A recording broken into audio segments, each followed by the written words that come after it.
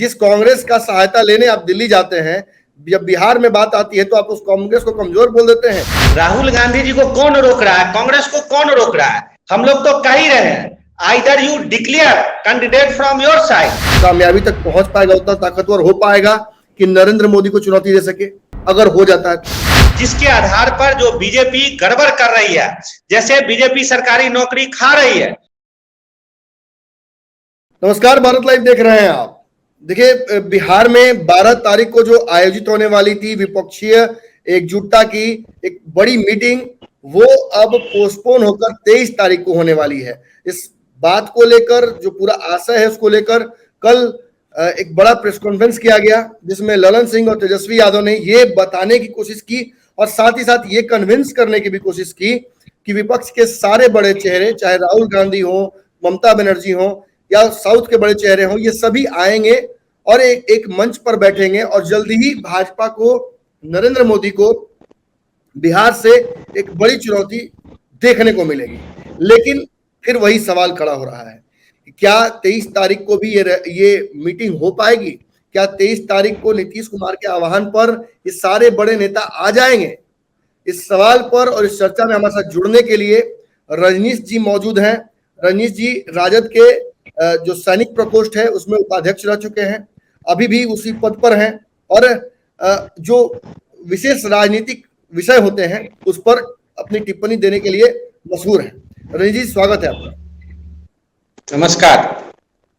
ये बताइए कि विपक्षी एकजुटता की जो तैयारी आप कर रहे हैं 23 तारीख को, सारे बड़े चेहरे आ जाएंगे वापस?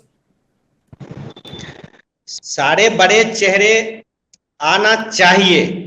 सबसे बड़ा जरूरत ये है कि आखिर हम लोग विपक्षी एकता क्यों कर रहे हैं और उसमें एक जो विपक्षी एकता क्यों चाहिए।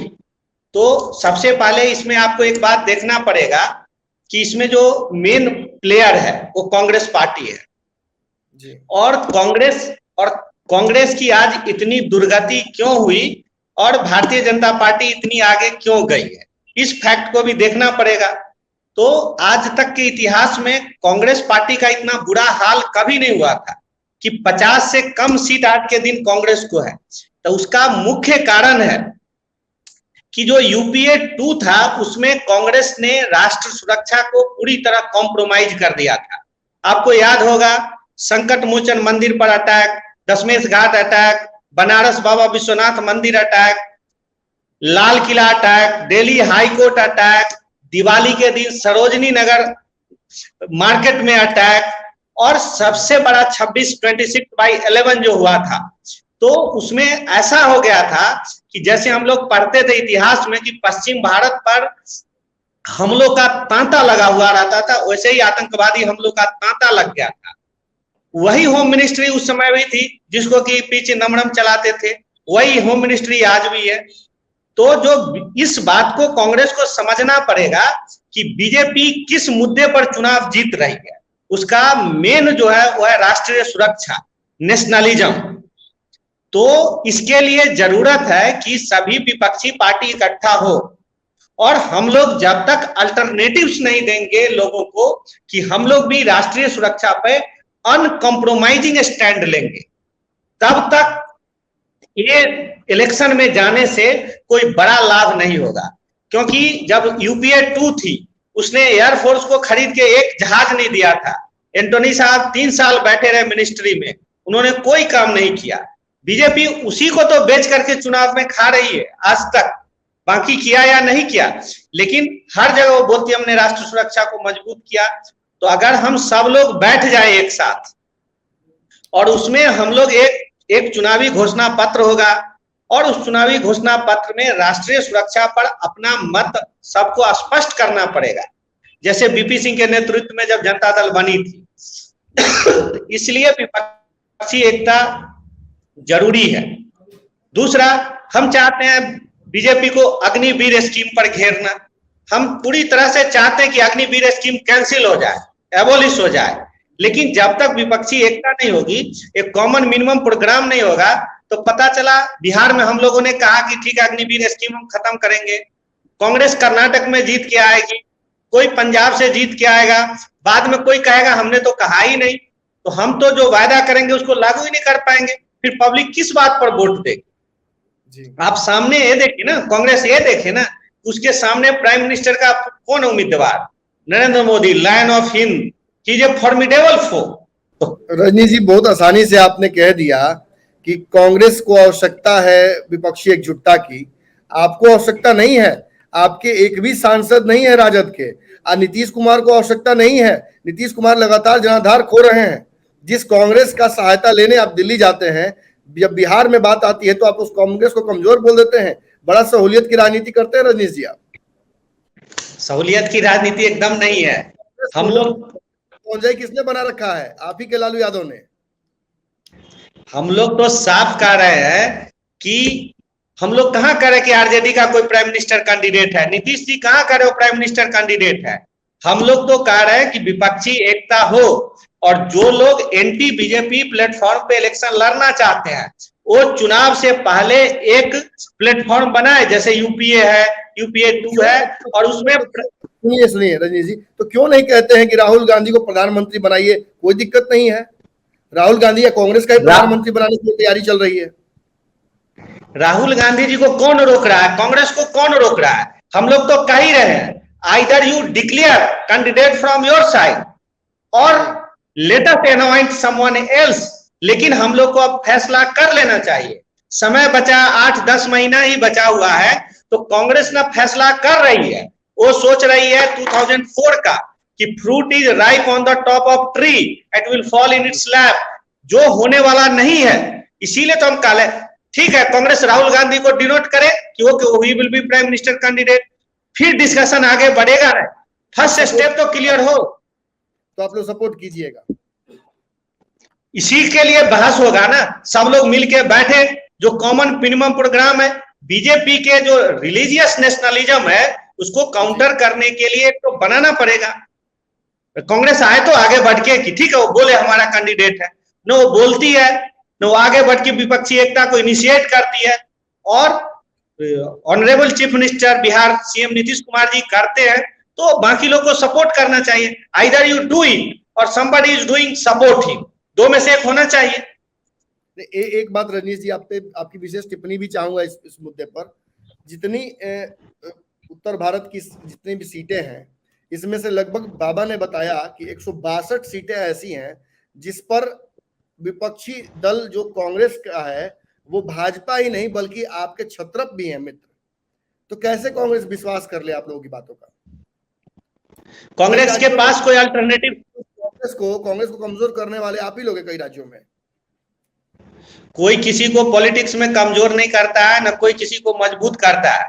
कांग्रेस कमजोर हुआ अपनी करनी से। आप यूपीए 2 में जो उसने किया था, यूपीए 2 में उसने कुछ भी नहीं किया। आपको याद होगा, लालू जी चुनाव जीते हुए थे, उनको मिनिस्टर नहीं बनाया। पूरे बिहार से एक भी मिनिस्टर नहीं था किसी भी अच्छे डिपार्टमेंट में। उत्तर प्रदेश से कोई नहीं था, केवल मनमोहन सिंह के आसपास जो कटोरिया थे वो थे। उन्होंने जो नाश किया प्रशासन का यूपीए 2 का, उसके कारण कांग्रेस कमजोर है। हम लोग क्यों करेंगे कमजोर? अब कोई किसी को कमजोर कोई नहीं करता है। राजनीति लोकतंत्र है, जनता कमजोर करती है, जनता मजबूत करती है। तो अभी भी कांग्रेस चेतने के लिए तैयार ही नहीं है। अभी भी तो जो हुआ सो हुआ। अभी तो बिहार में हम लोग पूरी तरह उसके साथ हैं, उत्तर प्रदेश में समाजवादी पार्टी साथ है। लेकिन प्रॉब्लम क्या है कि कांग्रेस जैसे कर्नाटक में भी जीती है, लेकिन जब उसके सामने वोटिंग होगा नरेंद्र मोदी जी के कारण, उस समय उसको बहुत प्रॉब्लम होगा। बीजेपी फिर आंध्रा में जीत रही है, फिर तमिलनाडु में उसका राइज हो रहा है। नवीन पटनायक जी को कांग्रेस से, बीजेपी से क्या दुश्मनी है? एक बार चंद्रशेखर जी ने कहा था कि राजीव गांधी ने मेरा कोई खेत काट लिया कि मैं बीपी सिंह को सपोर्ट करूं। हमारी पार्टी के शिवानंद तिवारी जी गए थे कहने, तो उनको कहा था। तो मेन बात है कि किसी को पर्सनल दुश्मनी तो है नहीं, तो इसलिए एक प्लेटफॉर्म बनाना, एक कॉमन मिनिमम प्रोग्राम बनाना जरूरी है, जिसके आधार पर जो बीजेपी गड़बड़ कर रही है, जैसे बीजेपी सरकारी नौकरी खा रही है। रेलवे में आप देख लीजिए, रेलवे में अपॉइंटमेंट नहीं है। एसएससी में 16,000 पोस्ट निकलता था, इस बार 1800 के आसपास पोस्ट निकला है। तो हम बीजेपी को काउंटर करेंगे इस सब जगह पे। बीजेपी हिमाचल में और कर्नाटक में ओल्ड पेंशन स्कीम पर चुनाव जीती है, तो क्या हम राष्ट्रीय स्तर पे पेंशन स्कीम को लगा सकते हैं? तो ये सब सभी नेता बैठेंगे, सारे अर्थशास्त्री बैठेंगे, क्या फिजिबल है। हम अग्निवीर को पूरी तरह से खत्म करना चाहते हैं, हम चाहते हैं फुल टाइम रिक्रूटमेंट हो, हम समाजवाद की बात को फिर से वापस लाना चाहते हैं। ठीक है, इंडस्ट्रियलिस्ट पैसा कमाए, अडानी भी राइज करे, अंबानी भी राइज करे, लेकिन छोटे उद्योगपति भी राइज करे। तो ये तो पहले फैसला होना चाहिए, लेकिन फैसला नहीं होगा तो कौन जीतेगा, कौन हारेगा। इसलिए विपक्षी एकता अत्यंत आवश्यक है। बिना विपक्षी एकता को बीजेपी। जी, आपने कहा कि कांग्रेस को लेकर जो क्षेत्रीय दल हैं उनको संशय है कि कांग्रेस किस रणनीति पर काम करेगी। कांग्रेस अगर स्पष्ट करे तो बड़ा आसान होगा। स्पष्ट तो कहीं ना कहीं अब बिहार महागठबंधन में भी नहीं हो रहा है। मांझी जी आपके गठबंधन के एक बड़े हिस्सा हैं, लगातार उनकी मुलाकात भाजपा के नेताओं से हो रही है। आपके कुनबे में आने का इंतजार लगातार करते रहे मुकेश सहनी जी, उनको आप लोगों ने भाव नहीं दिया। तो इंक्लूजन तो आप ही लोगों की राजनीति में नहीं है, आप भी तो मौका परस्ती की राजनीति करते हैं। कल तक नीतीश कुमार के लिए लगाया था नो एंट्री का बोर्ड, और जैसे ही उन्होंने भाजपा को छोड़ा तो आप लोग तैयार हो गए उनको मुख्यमंत्री बनाने के लिए, कम विधायकों के बावजूद। ये तो बड़ा क्वेश्चन है, मैं इतना बड़ा नेता नहीं उसका आंसर देने के लिए कि किस लिए नो एंट्री हटा दिया गया। लेकिन उसमें मौका प्रस्त हम लोग को कोई बड़ा लाभ नहीं हुआ है। मुख्यमंत्री का चेयर कोई बड़ा चीज नहीं है, आरजेडी के हाथ में वो था ही, 3-4 एमएलए सीट से ही नहीं था, और उससे हम लोग का कोई बड़ा जनाधार नहीं बढ़ रहा है। कोई हम लोगों ने माने नेशनल इंटरेस्ट में कि एक प्राइम मिनिस्ट्रियल कैंडिडेट डिक्लेयर हो और जो बीजेपी को चैलेंज करे, इसके लिए एक्शन किया गया है। कोई बहुत बड़ा जनाधार का लाभ या पार्टी कार्यकर्ताओं का लाभ, ये कोई बड़ा लाभ हम लोग को नहीं हुआ। It is you can say in interest of national interest and contribute for the noble cause we want to do it. कि एक विपक्षी एक अगर हो तो जी, एक चर्चा हो रही है कि राजद के लोग बड़े चालाक हैं, जानते हैं कि नीतीश कुमार प्रधानमंत्री तो बनने वाले नहीं हैं, किसी तरीके से उनके मन में ख्याल ये डाल के उनको दिल्ली भेज दो और बिहार में अपने नेता तेजस्वी यादव को मुख्यमंत्री बना लो। नहीं, हम लोग, ये बहुत बड़ा रिस्क है। अब नीतीश जी प्राइम मिनिस्टर बनेंगे कि नहीं बनेंगे कौन जानता है। देवगौड़ा जी बन गए थे, बीपी सिंह भी बने थे। जीतना हारना दूसरी बात है, लेकिन हम लोग को पहले एक सेटिस्फेक्शन तो हो कि we will contest the election fiercely. एक संघर्ष होगा, लेकिन उसके लिए पहले तो तैयारी तो हो। वही नहीं हो रही है तो कौन पीएम बनेगा नहीं बनेगा, तो वो तो दूसरा क्वेश्चन हो जाएगा। हम लोग को तेजस्वी जी तो बोल ही दिए कि I am not in hurry to become CM. हमें काम से मतलब है, चीफ मिनिस्टर पोस्ट बने नहीं बने उससे उतना बड़ा मतलब नहीं है। हमारे मिनिस्टर अच्छा से काम कर ले, अफसर ईमानदार अफसर डिपार्टमेंट्स में हो।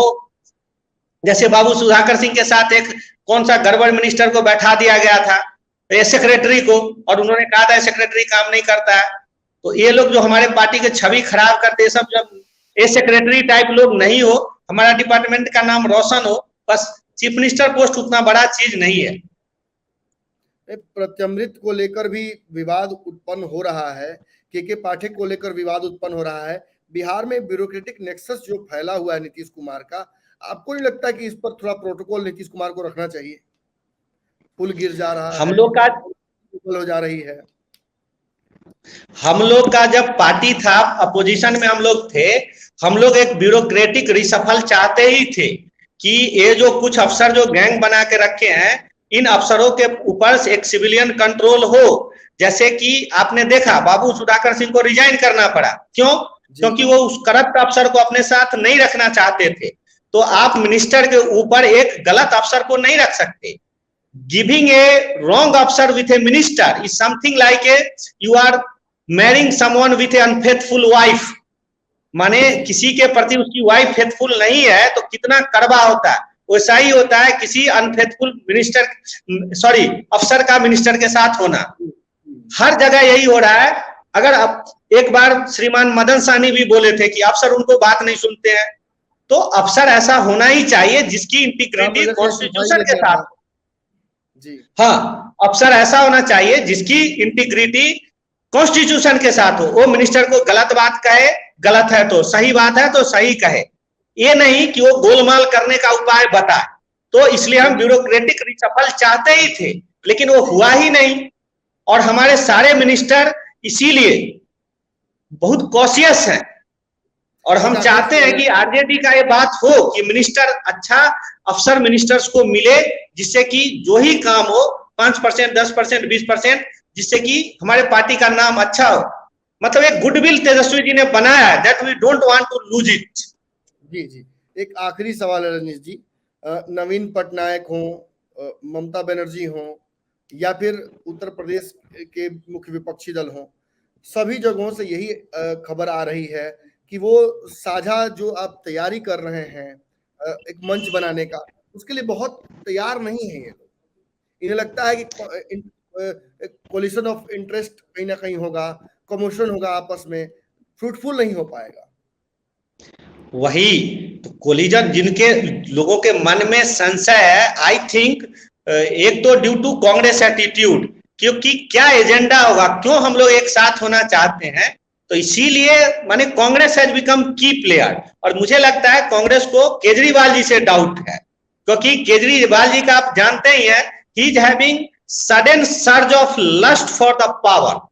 तो मेरा एक मानना है कि केजरीवाल जी को माइनस कर दिया जाए तो कांग्रेस शायद आगे आ जाएगी।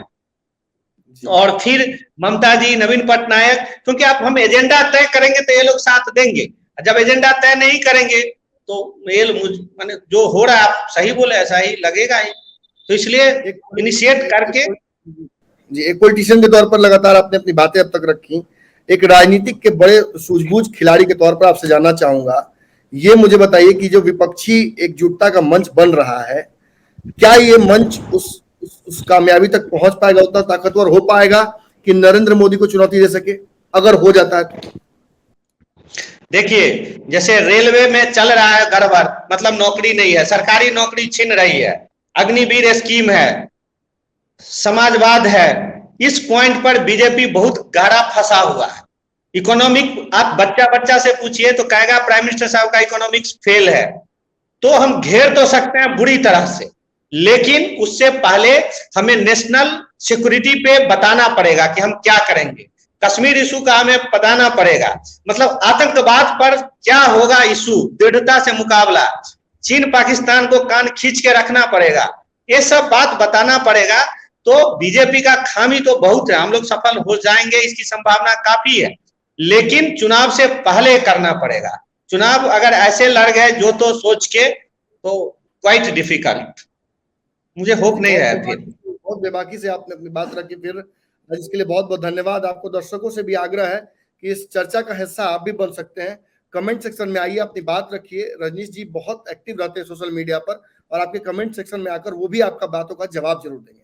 धन्यवाद रजनीश। अगर ये वीडियो पसंद आई और वह बिहार के राजनीति और बिहारियत से सरोकार रखेनी तो सब्सक्राइब बटन दबा के चैनल के सब्सक्राइब कर ली। ओजे एगो घंटी बा, ओकरा बटन दबा देला से कुल सटीक और मारक खबर रुआ मुफ्त में मिल जाई। अगर रुआ पत्रकारिता के हमनी के नया प्रयोग में सहयोग कर चाहतानी तो ज्वाइन बटन दबा दी। पेटीएम नंबर नोट कर ली 9386816700। धन्यवाद।